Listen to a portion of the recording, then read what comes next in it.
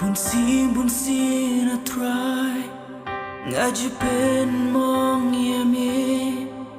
ling baki kamba jine jonga ngam snu thula jingem bangayat bat ka perthei Henry me khot yit yanga a Blei bunsi na try ngaji pen mong yami ling baki kamba jine jonga ngam snu thula jingem bangayat bat ka perthei Henry me khot yit yanga a Blei mi long Nongpynkhiah ya ka jing em jong ha nangit ka mi le ki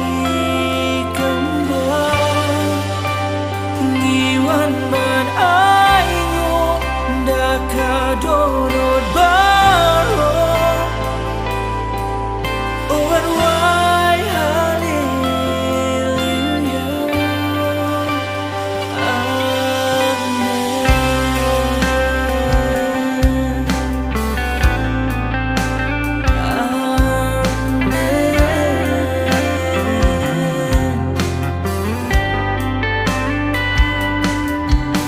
Jisu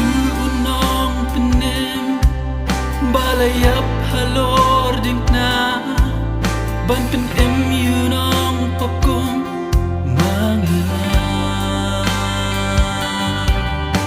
kom tangan dem mani ya usi mutrai kitrai ongan penjam laser jinwa Nirong Nongpynkhiah ya ka jing em jong nangit pamilih ki kamba ngiwan bat ai ngo da ka donot baro oh and why hallelujah mi long Nongpynkhiah ya ka jing em jong nangit pamilih ki kamba ngiwan bat ai ngo da ka donot baro oh and why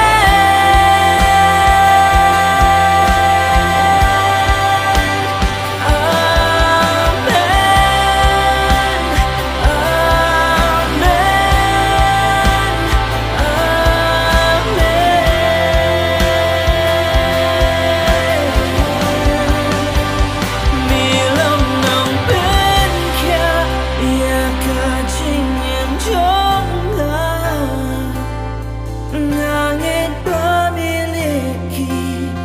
kamba ngiwan bat ai ngo da ka donot baro oh and why